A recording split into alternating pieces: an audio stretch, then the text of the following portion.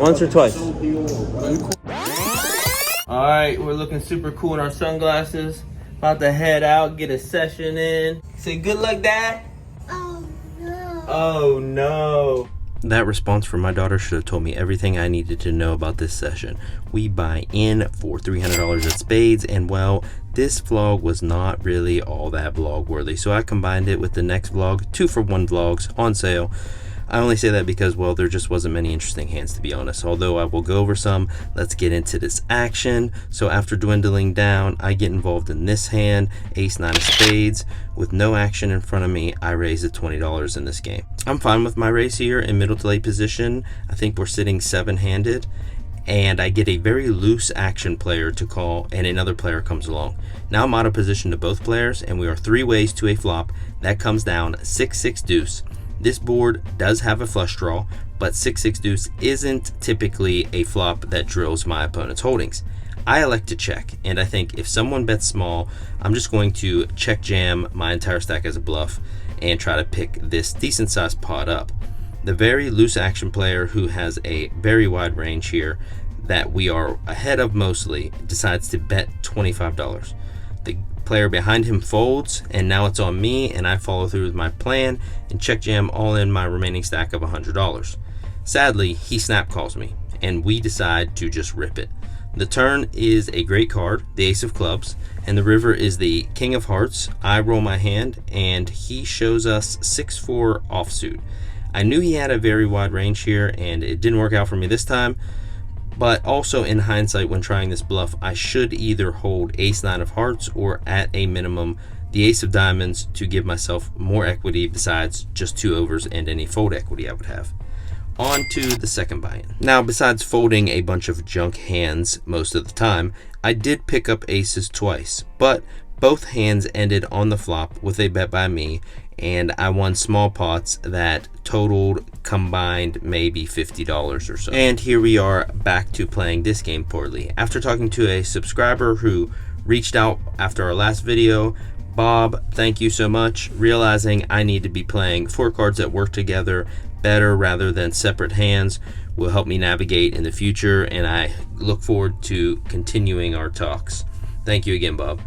But sadly, his advice came long after this hand was played. Disclaimer, I may not play the best Omaha or even Hold'em, but I'm also not playing against the best players either. So with deuce-deuce, king-4, there is a raise to $15, a few callers, and I call. The flop comes down 6-10 jack and 2 spades. It checks around to the button, who bets the pot of $60. Everyone folds but me, and with the second nut flush draw, I call. Granted, I should just be folding this pre-flop, and I could be folding this here also whilst not drawing to the nuts, but I decided against that. Heads up to the turn that comes all of our Omaha hopes and dreams, the ace of spades. I check. Now player jams all in for $137, and with the nuts on the turn, I snap call. The river comes quickly, another jack. I say, do you have a full house? And he says yes. He was holding some combination that included jack-6. As an old poker friend used to say, hopes and dreams go down the drain. I move tables, and maybe that's the problem. Maybe we just need to switch it up. I get a quadruple up with my remaining $70 stack when I flop middle set in Omaha, shocker, and this player has bottom 2 pair who bet the pot on the flop and everybody else folded, but we ended up winning with jacks, a set of jacks. We had the redraw on the hearts that covered him, which was nice, and we end up running up a stack. Let's go. We could turn this around. We're only in for 1 buy-in now. But here I go making mistakes. With king jack suited, the same player as the hand before limps in. There's one other limp, and I raise to $30. Only he calls. I hear table mates talking before about how this guy doesn't fold. When the flop comes jack 6-10 and he checks, I see bet the $30. And now he raises me to $100. Now, what value hands does he do this with? After early position limp calling my raise. This player probably raises 10s and jacks, and there is a jack on the board and I have one. Pocket sixes maybe, jack 10, queen jack, ace jack, bluffs he has, probably king, queen, 8, 9. Maybe he's just upset about the last hand. With the jack on the board and I hold one, I kind of really am eliminating a lot of his value combos. I'm not running the best and can assure you I'm also not playing the best in this session, but with $70 more into a pot of 197, I decide to make the call.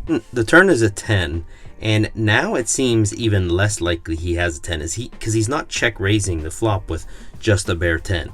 So either has a full house, maybe a jack like ace jack, and a lot of bluffs. So he leads out for $200. At the moment in game, I'm feeling like this is a bluff, or at the minimum he isn't very strong like a full house. But I only have about $40 more than the 200, and I don't know what I was thinking, but I decided to just call and leave myself $40 behind, which is so weird. Clearly I'm playing bad. The river changes nothing with the 4 diamonds, so when he bets, I call and he rolls ace jack of hearts. Bad play by me. Once check raise on the flop, I should just easily be folding this against a relatively unknown player. Long story short, I end up rebuying for my last $280 as I know there is value on this table. So I am in for $940 and win a few hundred back before ultimately cashing out for $595 and losing $345.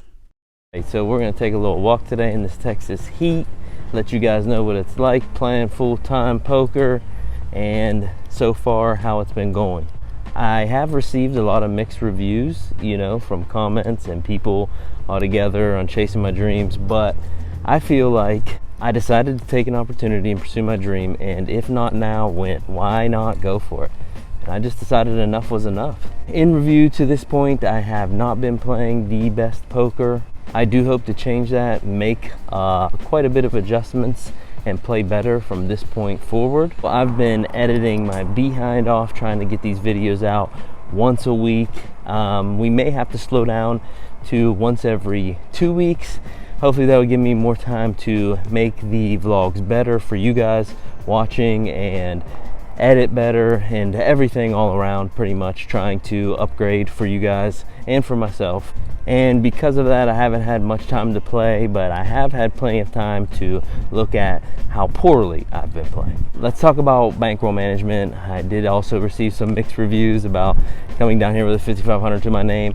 I mean, I am educated enough on proper bankroll management that I did set some money aside. My fiance is really rich, so I don't worry about any of that. It's like, that's a joke. But if we do run out and don't increase our bankroll over the time I have set aside, then yes, I will be looking for a job. Unless, of course, YouTube ends up taking off and we can do better with that. That will be awesome, and that will help provide some bankroll but we're not going to, so I ain't worried about it. We're running it up, you know, to the moon, baby. On to session number 2, I decided I was going to test out a slightly bigger game, same stakes, just more money. I woke up early and tried to catch the guys playing all night that were tired and sleepy. After the session going about the same as the last one, I'm in this game for $1,140 with about $700 in front of me. And could you guys imagine any other scenario where I get into a massive pot and I'm not playing Omaha? I look down at ace 10 6 4 with spades in a straddled pot and make the poor decision of calling $6. The very, very loose action and big bluffer behind me raises to $40. There are 2 calls, and now it's on me, and I make another poor decision of calling the $40. The flop comes 7 of spades, 9 of spades, jack of diamonds. It checks to him, and he bets pot of about $210. It folds to me. Now what do? I have the nut flush draw, plus a gutter, plus backdoors. I thought he might have aces, so there are a lot of good turn cards for me, so I thought. I call, and the turn is the king of diamonds. Now, giving me more outs, I check to him, and he jams $400 effective, which is what I have remaining. After my questionable flop call with 15 outs, This is a slam dunk call even if he holds diamonds. I call and we elect to run it twice. The first run out is another king, no help. The second river is the 8 of diamonds and I hit my straight. But sadly he shows us ace ace 9-7 with the diamond redraw and we lose both. After these 2 sessions, our bankroll has taken quite a hit. Down sessions, down swings will happen, but we're still in there. We're still in the mix. We're still doing all right. Of course, we walked up to the water. I'll leave you guys with the bankroll totals after this. Hopefully you can hear me. Sorry for the noise. As always, like and subscribe, and I'll see you guys next time.